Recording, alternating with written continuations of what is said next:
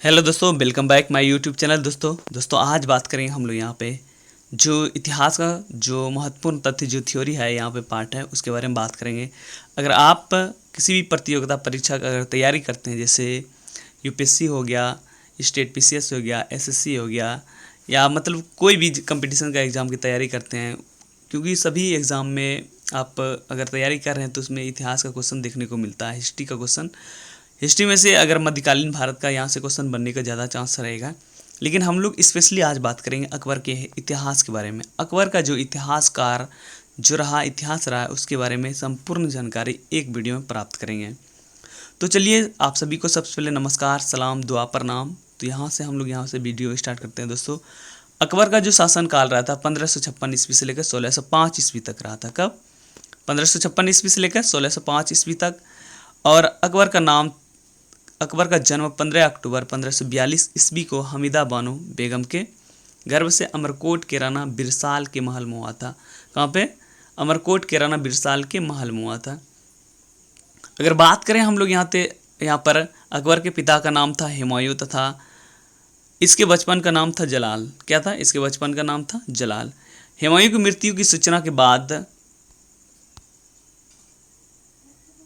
के मिलने पर पंजाब में गुरदासपुर जिले में स्थित कलानौर नामक स्थान पर 14 फरवरी 1556 ईस्वी को अकबर को राज्याभिषेक हुआ। अब यहाँ पे जो आप देख रहे हैं, ये फोटो ही देख रहे हैं, पिक, ये इसका शासनकाल का समय बताया गया। इसमें थोड़ा सा कुछ देर के लिए चर्चा कर लेते हैं।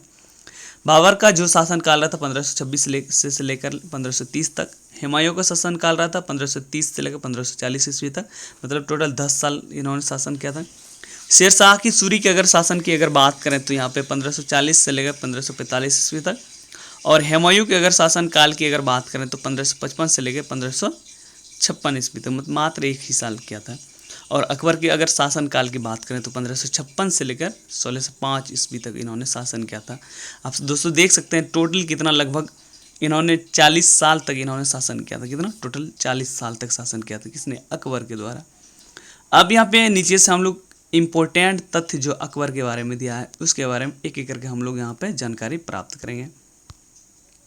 अकबर का जो शासनकाल रहा था 1556 से लेकर 1605 ईस्वी तक। कब? 1605 ईस्वी तक। 1556 से लेकर लगभग 40 से 41 साल तक इन्होंने शासन किया था पूरे भारत पे। अब यहाँ पे देख सकते हैं बैरम खान 1556 से लेकर 1560 तक अकबर का संरक्षक रहा। कौन? बैरम खान जो था 1556 से लेकर 1560 तक अकबर का संरक्षण रहा। जब अकबर का राज्याभिषेक हुआ उस समय सिर्फ पंजाब के ही कुछ हिस्सों पर उसका वास्तविक नियंत्रण था। कहाँ पे? कुछ हिस्सों पर ही उसका वास्तविक नियंत्रण हुआ करता था। इस्लाम शाह की मृत्यु के उपरांत हेमू, उसका असली नाम हेमराज था। क्या? हेमू का असली नाम हेमराज था। और हेमू ने ही सुल्तान आदिल शाह को बहुत प्रभावित किया और उसका प्रधानमंत्री व प्रधान सेनापति बन गया था। किसका? हेमू का। अब यहाँ पे देख लेते हैं हम लोग नीचे इसका। दिल्ली और आगरा से अकबर की अनुपस्थिति का लाभ उठाते हुए हेमू ने आगरा पर अधिकार कर लिया। किसका? मतलब जहाँ पे जो दिल्ली और आगरा में अनुपस्थित, मतलब वहाँ पे वर्तमान में प्रेजेंट नहीं होंगे, उस समय की बात है। तो हेमू ने आगरा पर अधिकार कर लिया, उसका लाभ उठाते और दिल्ली के मुगल गवर्नर तरदी बेग खां को पराजित कर सरहिंद भागने के लिए मजबूर किया, जहां बैरम खान ने उसे मौत के घाट उतार दिया। किसने? बैरम खान ने उसको मौत के घाट उतार दिया।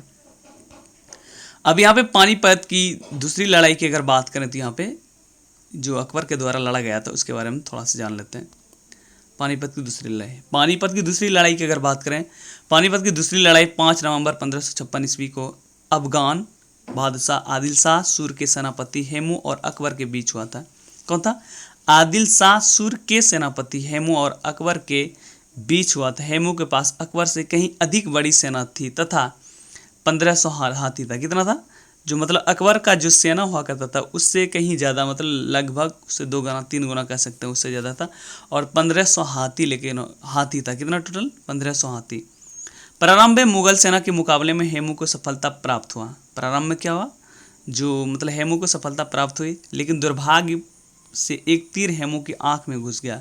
दुर्भाग्य रूप से क्या हुआ? एक हेमू के आंख में एक तीर घुस गया और उसने युद्ध का पासा पलट दिया। मतलब युद्ध के दौरान, मतलब उसके पास हेमू के पास तो बहुत सारा मतलब हथियार था, सेना था, मतलब अकबर से 2 गुना 3 गुना मतलब बहुत ज़्यादा भारी संख्या में सेना था। और 1500 हाथी, सोच सकते हैं दोस्तों, या तो एक हाथी होता है लेकिन 1500 हाथी लेकर उन्होंने मतलब युद्ध में उतरा था, कौन, पानीपत की दूसरी लड़ाई। लेकिन दुर्भाग्यपूर्ण ऐसा हुआ, एक तीर उसके आँख में घुस गया और उसने युद्ध को पासा पलट दिया। कहता है ना, मतलब किस्मत जो होता है वही होता है। लेकिन आगे जाके इसके बारे में थोड़ा सा जानकारी प्राप्त कर लेते हैं दोस्तों। पानीपत की दूसरी लड़ाई के फलस्वरूप अकबर की विजय हुई। दिल्ली और आगरा अकबर के अधिकार में आ गए। जैसे ही हेमू की आंख में तीर घुसा, और उस समय मतलब अब दोस्तों अगर लीडर का कुछ हो गया तो हो सकता है, आपको पता है, वहाँ से पासा तो पलट ही सकता है। उसके बाद दिल्ली और आगरा है उस पर अधिकार कर लिया अकबर के द्वारा। इस लड़ाई के बाद दिल्ली के तख्त के लिए मुगलों और अफगानों के बीच चलने वाला संघर्ष समाप्त हो गया और दिल्ली पर मुगलों का कब्जा हो गया। किसका? दिल्ली पर मुगलों का कब्जा हो गया। अब यह बैरम खां की मृत्यु की अगर बात कर लेते हैं यहाँ पे, अकबर के कुछ सरदारों और धाई महम आनगा ने अकबर के बैरम खां के विरुद्ध भड़काया। अकबर ने दिल्ली से जारी अपने फरमान में बैरम खां को अपदस्थ कर दिया और उसे हज पर जाने का आदेश दिया। बैरम खां प्रारंभ में आदेश से सहमत हो गया, लेकिन जब उसे लगा कि उसके साथ उचित बर्ताव नहीं किया जा रहा है तो वह विद्रोह पर उतार हो गया, मतलब उन्होंने अपोज किया। वह जलांधर के निकट परास्त हो गया और अकबर के उदारता बरताते हुए उसे पुनः मक्का चले जाने का अवसर प्रदान किया गया। मतलब वो फिर से वो मतलब जो अकबर का उदारता के कारण फिर से वो मक्का जाने के लिए तैयार हो गया। मक्का की राह 1561 ईस्वी में पाटन नामक स्थान पर एक लोहानी अफगान मुबारक खान ने व्यक्तिगत दुश्मनी के कारण इसकी हत्या कर दी। किसका? जो मतलब ये अकबर का जो था, कौन, बैरम खां का हत्या कर दिया। किसने? मुबारक खां ने हत्या कर दिया। अब पर्दा शासन, पेटीकोट शासन के बारे में बात कर लेते हैं यहाँ पे। पर्दा शासन और पेटीकोट शासन 1560 से लेकर 1564 के दौरान अकबर के शासन पर उसके हरम दल की स्त्रियां और धाई महम आनगा और महम आनगा के पुत्र आदम खां का काफ़ी प्रभाव था। 4 वर्षों के इस शासन को पर्दा शासन के नाम से भी जाना जाता है। 1561 ईस्वी मालवा के युद्ध में आदम खां ने लूटे हुए धन का अधिकांश भाग अपने पास रख लिया, जिसके कारण अकबर को पता चलने पर आदम खां 1562 को मृत्युदंड दे दिया। अपने पुत्र की मृत्यु के सदमे में महम आनगा की भी मृत्यु हो गई। मतलब जो मालवा के युद्ध में आदम खां था, जो लूटे हुए धन के अधिकांश भाग अपने पास रख लिया था, अब अकबर को पता चलने के बाद जो आदम खां को मृत्युदंड दे दिया और उसके जो पुत्र की मृत्यु के सदमे में महम आनगा की भी मृत्यु हो गया। इसके बाद 1564 तक पर्दा शासन को पूर्णतः अंत हो गया। क्या हुआ? 1564 तक पर्दा शासन का अंत हो गया। साम्राज्य विस्तार की अगर बात करें यहाँ पे हम, तो साम्राज्य विस्तार मालवा के विरुद्ध अभियान से लेकर असीरगढ़ के पतन 4 दशकों 40 वर्षों के दौरान अकबर की भूमिका एक महान विजेता तथा साम्राज्य का निर्माता था। क्या था? निर्माता की थी मालवा के विरुद्ध। और मालवा के विजय की बात करें तो 1561 ईस्वी मालवा का जो विजय प्राप्त हुआ था, सर्वप्रथम मतलब सबसे पहले 1561 से लेकर 1562 में मालवा के शासक बाज बहादुर को पराजित का मालवा को मुगल साम्राज्य में मिला लिया। किसने? अकबर ने। अब यहाँ पे अगला पॉइंट के बारे में बात करें, चुनार किले का विजय की बात कर लेते हैं। चुनार किले का विजय 1562 ईस्वी में हुआ था। चुनार के किले पर अफगानों का शासन हुआ करता था। किसका? अफगान का जो शासन था उसका हुआ करता था। मुगल सेनापति अब्दुल्ला खां के नेतृत्व में अकबर का चुनार के किले पर भी अधिकार हो गया। किसके नेतृत्व में? अब्दुल्ला खां जो सेनापति हुआ करता था। अब साम्राज्य विस्तार गोंडवाना का विजय के बारे में बात कर लेते हैं। यहाँ पे गोंडवाना विजय 1564 ईस्वी में हुआ था। 1564 ईस्वी में अकबर ने गोंडवाना अभियान किया और यहाँ की राजधानी चौरागढ़ के निकट एक युद्ध में रानी दुर्गावती को पराजित कर दिया। किसने? अकबर ने। और यहाँ मुगलों का अधिकार हो गया। मतलब यहाँ पे गोंडवाना में भी इसका मुगलों का अधिकार हो गया। अब यहाँ पे राजपूताना विजय, इसके बारे में थोड़ा सा जान लेते हैं। राजपूताना विजय राजस्थान में साम्राज्य विस्तार के लिए अकबर द्वारा अपनाई गई नीति विशेषता थी। क्या? अपनाई गई नीति जो विशेषता था, स्वेच्छा से अधीनता स्वीकार करने वाले अथवा विवाह संबंधों के इच्छुक राजपूत राजाओं को अपनी अधीनता में लेना और उनका राज्य उन्हें वापस कर देना तथा मुगल सेना में उच्च पद प्रदान करना। शत्रुतापूर्ण व्यवहार में लिप्त राजाओं को पराजित कर उनके राज्य को मुगल साम्राज्य में मिलाना। मतलब इसका जो उद्देश्य हुआ करता था, राज्य उन्हें वापस कर दिया जाता था तथा मुगल सेना उन्हें उच्च पद प्रदान करता था। अब राजपूताना पे विजय की अगर बात करें तो यहाँ पे अजमेर का विजय की अगर बात कर लेते हैं। आमेर के शासक भारमल पहला राजपूत राजा था। कहाँ? आमेर पे विजय, जिसने 1562 ईस्वी में स्वेच्छा से अकबर की अधीनता स्वीकार की और अपनी पुत्री हारकाबाई मतलब जोधोधाबाई के नाम से भी जाना जाता है विवाह अकबर के साथ कर दिया। अकबर ने भारमल के पुत्र भगवान दास एवं पौत्र मान सिंह को उच्च पद प्रदान किया। जो अकबर ने भारमल के जो पुत्र हुआ करता था भगवान दास और पौत्र मान सिंह जो पोता जो हुआ करता था उसको उच्च पद प्रदान किया। अब मेवाड़ के अगर अभियान के बारे में बात कर लेते हैं। यहाँ पे मेवाड़ का अभियान, राजपूत राज्यों में मेवाड़ ने अकबर की अधीनता स्वीकार नहीं की। इस समय मेवाड़ का शासक राणा उदय सिंह था। राजपूत के राज्य में मेवाड़ ने अकबर की अधीनता स्वीकार नहीं की। इस समय मेवाड़ का शासक कौन था? राणा उदय सिंह था। राजपूताना विजय मेवाड़ का अभियान कब से स्टार्ट हुआ इसके बारे में थोड़ा सा जान लेते हैं। 1567 ईस्वी में अकबर ने चित्तौड़ पर आक्रमण करके उसे जीत लिया। इस अवसर पे उदय सिंह जंगलों में भाग गए थे। कहाँ पे? जंगलों में भाग गए थे। 1572 ईस्वी में राणा उदय सिंह की मृत्यु के बाद उसका पुत्र राणा प्रताप सिंह मेवाड़ के शासक बने। कौन? जो उदय सिंह थे उसके पुत्र जो था राणा प्रताप सिंह जो मेवाड़ का शासक बना। राणा प्रताप ने जीवन पर्यंत अकबर से संघर्ष किया, मतलब जिंदगी भर अपना उसके साथ संघर्ष किया। 18 जून 1576 में अकबर ने राणा प्रताप के विरुद्ध आक्रमण किया, मतलब फिर से उसके विरुद्ध आक्रमण किया। परिणाम स्वरूप हल्दी घाटी का युद्ध हुआ। इस युद्ध में मुगल विजय रहा, मतलब अकबर राणा प्रताप को हराने में सक्षम रहा। अब यहाँ पे गुजरात अभियान के अगर बारे में थोड़ा सा बात कर लेते हैं। यहाँ पे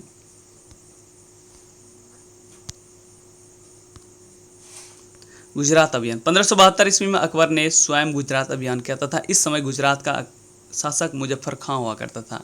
मुजफ्फर खां तृतीय था। अकबर ने 1573 में इसे जीतकर मुगल साम्राज्य में मिला लिया था। बिहार और बंगाल की अगर बात करें तो यहाँ पे भी थोड़ा सा बात कर लेते हैं।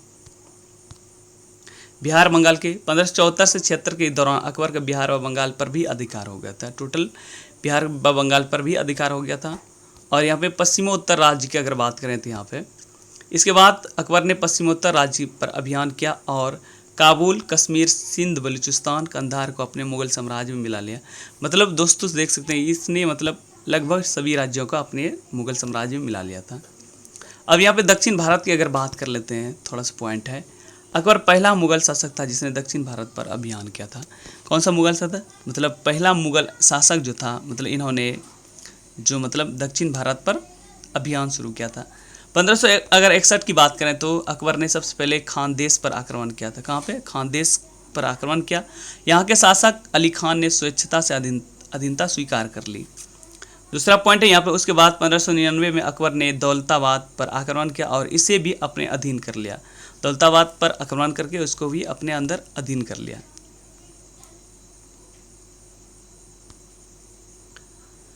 उसके बाद 1600 में अकबर ने अहमदनगर पर आक्रमण किया। अहमदनगर की सुरक्षा का भार चांद बीबी पर था, जो अहमदनगर के शासक निजाम शाह की पुत्री थी। यहाँ भी अकबर की विजय हुई, इसे भी अपने अधीन कर लिया। 1601 में इसने असीरगढ़ के किले को जीत लिया। यह अकबर का अंतिम अभियान था। 1601 में इसने असीरगढ़ के भी किले को जीत लिया और यहाँ पे जो इसका अंतिम जो था अभियान था। अब यहाँ पे कुछ तथ्य है उसके बारे में जान लेते हैं। अकबर की मृत्यु के बारे में थोड़ा सा जान लेते हैं। अकबर की मृत्यु 1605 में हो गई। इससे आगरा के पास सिकंदरा में दफनाया गया, जहाँ उसका कलापूर्ण मकबरा बना हुआ है। अकबर के बाद सलीम जहांगीर के नाम से मुगल साम्राज्य का अगला बादशाह नियुक्त किया गया। किसके नाम से? अकबर के बाद सलीम जहांगीर के नाम से मुगल साम्राज्य का अगला बादशाह नियुक्त किया गया। अब यहाँ पे अकबर से संबंधित कुछ महत्वपूर्ण तथ्य है, उसके बारे में जानकारी थोड़ा सा देख लेते हैं हम लोग यहाँ पे एक एक करके। 1542 ईस्वी में अकबर का जन्म हुआ और 1556 ईस्वी में अकबर का राज्याभिषेक मिल गया और 1560 में संरक्षण बैरम खां को अपदस्थ करना पड़ा और 1562 ईस्वी में दास प्रथा का अंत हो गया और 1563 ईस्वी में तीर्थ यात्रा कर समाप्त कर दिया और 1564 ईस्वी में जाजिया कर भी समाप्त कर दिया। अब यहाँ पे कुछ पॉइंट और है। 1571 ईस्वी में फतेहपुर सीकरी की स्थापना एवं राजधानी का आगरा से फतेहपुर स्थानांतरण कर दिया। कब? 1571 ईस्वी में फतेहपुर सीकरी की स्थापना एवं राजधानी का आगरा से फतेहपुर स्थानांतरण कर दिया। अकबर से संबंधित कुछ महत्वपूर्ण वर्ष है, उसके बारे में थोड़ा सा जान लेते हैं।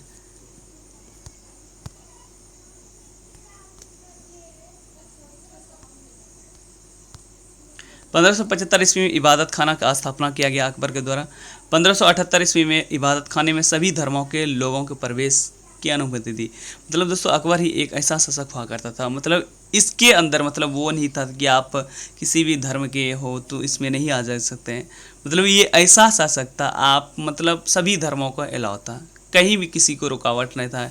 आप ये बुक नहीं पढ़ सकते, आप यहाँ नहीं जा सकते, आप वहाँ नहीं जा सकते, एकदम फुल्ली तरह से छूट था दोस्तों, एकदम पूरा स्वतंत्र था उस समय की जनता की। अगर बात करें अकबर की शासन की बात अगर करें तो उसी तरह होना चाहिए अभी भी हाल पर वर्तमान में, जैसे मतलब जो देश में हर देश में ऐसा ही होना चाहिए, सभी को आज़ादी मिलना चाहिए कहीं भी जाने का बिना भेदभाव के। अगला पॉइंट यहाँ 1579 ईस्वी के महजर की घोषणा हुआ और 1580 ईस्वी में 10 साल बंदोबस्त स्टार्ट किया गया था। 1582 ईस्वी में दीन ए इलाही की घोषणा हुई और 1583 ईस्वी में कैलेंडर इलाही संवत की शुरुआत हुआ और 1583 ईस्वी में नया कैलेंडर इलाही संवत की शुरुआत हुआ और 1601 ईस्वी में आसिरगढ़ पर अकबर का अंतिम अभियान चला। 1605 ईस्वी में अकबर की मृत्यु हो गया। यहाँ पे कुछ महत्वपूर्ण तथ्य इसके बारे में थोड़ा सा जान लेते हैं। अकबर का प्रथम विवाह हिंददाल की पुत्री रोकैया बेगम से हुआ था। अकबर की जैन आचार्य विजय सेन सूरी को काली सरस्वती की उपाधि दी गई थी। दीन ए इलाही धर्म का प्रधान पुरोहित अकबर था और दीन ए इलाही धर्म स्वीकार करने वाला प्रथम हिंदू शासक बीरबल था। और अकबर के दरबार के प्रसिद्ध चित्रकार अब्दुल समद, दसवंत तथा बसावंत थे। और अकबर के शासनकाल में प्रमुख गायक तानसेन, बाज बहादुर, बाबा रामदास एवं बैजू बाबरूद हुआ करता था। उस समय की गायक की बात था अकबर के दरबार में। और अकबर के शासन प्रणाली की प्रमुख विशेषता थी मनसबदारी प्रथा। क्या थे? मनसबदारी प्रथा। और अकबर के समकालीन प्रसिद्ध सूफी संत थे, मतलब सबसे प्रसिद्ध सूफी संत हुआ करता था शेख सलीम चिश्ती हुआ करता था। और फैजी अकबर के दरबार में राजकवि के पद पर आसीन था। क्या था? राजकवि के पद पर आसीन हुआ करता था। अब यहाँ भी कुछ महत्वपूर्ण तथ्य है, उसके बारे में हम लोग जान लेते हैं। यूसुफ जाइयों की विद्रोह को दबाने के दौरान बीरबल की हत्या हो गई थी। और गुजरात विजय के बाद अकबर ने बुलंद दरवाजे के निर्माण करवाया था। कब? गुजरात विजय प्राप्त करने के बाद अकबर ने बुलंद दरवाजा का निर्माण कराया था। अकबर अक्सर नगाड़ा वाद्य यंत्र बजाता करता था और अकबर की इच्छा अनुसार अब्दुल कादिर बदायूनी ने रामायण का फारसी भाषा में अनुवाद किया था। किसमें? फारसी भाषा में अनुवाद किया था। अबुल फजल ने अकबरनामा की रचना की थी। किसने? अबुल फजल ने। अब यहाँ पे अकबर के 9 रत्नों की बात कर लेते हैं। कितने रत्न थे? 9 रत्न।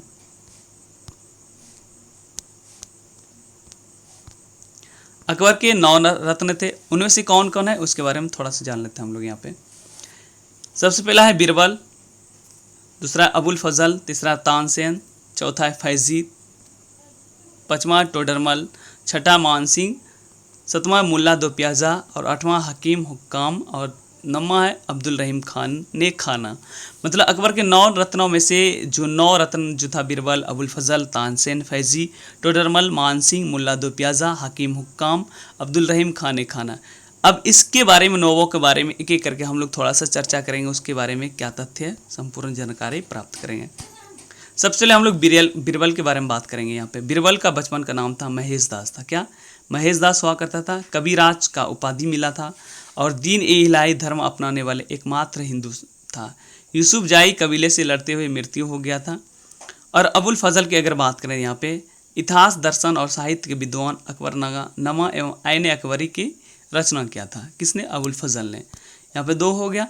अब यहाँ पे तीसरा और चौथा की अगर बात कर लेते हैं, यहाँ पे तानसिंह और अब्दुल खाना खाने के बात कर लेते हैं। यहाँ पे तानसिंह के बारे में बात करें। मूल नाम था राम तनु पांडे था। गुरु हरिदास था और कंठाभरण वाणी विलास उपाधि था। मतलब इसका जो मतलब स्वर था बहुत ही अच्छा हुआ करता था। अब यहाँ पे बैरम खां का पुत्र कवि एवं साहित्यकार और गुजरात विजय पर खाना खाना की उपाधि, कौन? अब्दुल रहीम खाना खाना जो था। अब यहाँ पे मान सिंह और राजा टोडरमल के बारे में बात कर लेते हैं। यहाँ पे मान सिंह और राजा टोडरमल। मान सिंह कौन था उसके बारे में सबसे पहले बात कर लेते हैं। राजा भरमल के पौत्र एवं भगवान दास के पुत्र हुआ करता था। राजा जो भारमल के पौत्र जो पोता था और भगवान दास के पुत्र हुआ करता था। बहादुर सेना नायक था मान सिंह।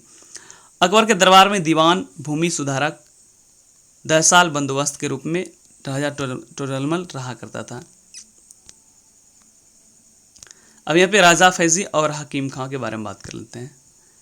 अबुल फजल के बड़ा भाई अकबर के राजकवि का दर्जा दिया और कई ग्रंथों का फारसी में अनुवाद भी किया था। कौन? अबुल फजल का जो बड़ा भाई था राजा फैजी। और अकबर के विश्वास पात्र मित्र रसोई घर का प्रबंधक कौन था? हकीम हुक्काम था। कौन था? हकीम हुक्काम। अब अकबर के 9 रत्नों में से लास्ट है मुल्ला दो प्याजा।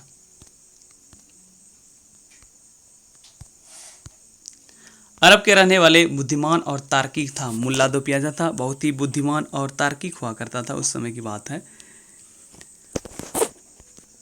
यहाँ पे नेक्स्ट पॉइंट के बारे में बात कर लेते हैं। अकबर के निर्माण का कार्य क्या क्या रहा, इसके बारे में थोड़ा सा जान लेते हैं।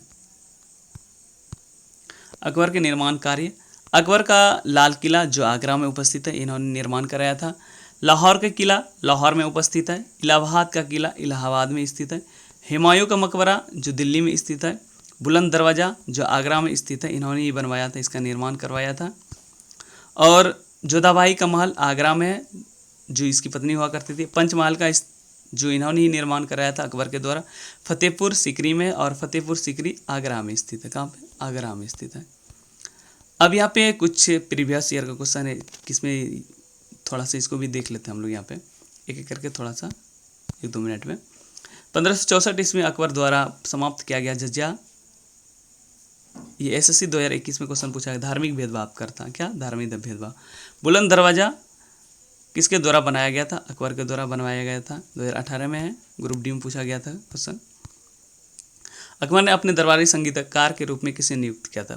मियां तानसेन को। किसको? मियां तानसेन को। एसएससी एमटीएस में क्वेश्चन पूछा गया है। यहाँ पे क्वेश्चन है, उसके बारे में थोड़ा सा देख लेते हैं। निम्नलिखित में से किस वर्ष सम्राट अकबर ने जजिया कर प्रतिबंध लगाया था? 1564 ईस्वी में जजिया कर समाप्त लगाया था। एनटीपीसी 2021 में क्वेश्चन पूछा गया था। निम्नलिखित में से किस वर्ष सम्राट अकबर ने इलाही संबंध शुरू किया था? 1583 ईस्वी में। ये क्वेश्चन एसएससी 2014, 16 और 20 में भी पूछा गया था। आईने और आईने अकबरी के द्वारा किसके द्वारा लिखे गए? अबुल फजल के द्वारा लिखा गया था। अब यहाँ पे लास्ट, राजा टोडरमल किस विभाग के प्रमुख हुआ करता था? लगान से संबंधित का कार्य क्या करता था? और अकबर के साथ संधि करने वाला पहला राजपूत राजा कौन था? राजा भरमल था। और अकबर का 13 वर्ष की आयु में राज्याभिषेक कहाँ हुआ था? कालानौर में। कहाँ पे? बीपीएससी 2018 में पूछा गया था। ये यूपी पीसीएस 2020 में क्वेश्चन पूछा गया था। और यहाँ पे प्रसिद्ध संगीतज्ञ तानसेन का मकबरा कहाँ स्थित है? ग्वालियर में। पानीपत का द्वितीय युद्ध कब हुआ था? 5 नवंबर 1556 ईस्वी में। और लास्ट क्वेश्चन है दोस्तों यहाँ पे, अकबर का युवा अवस्था में उसका संरक्षण कौन हुआ करता था? युवा अवस्था में बैरम खां जो था उसके युवा अवस्था में उसका संरक्षण हुआ करता था, संरक्षक हुआ करता था, मतलब देख रेख में। ये क्वेश्चन 2018 में पूछा गया दोस्तों, यहाँ पे देख सकते हैं। दोस्तों आप अगर इसको देख सकते हैं तो मध्यकालीन भारत का जो क्वेश्चन जितना भी बनेगा अकबर से, वो यहाँ से एक भी छूटने को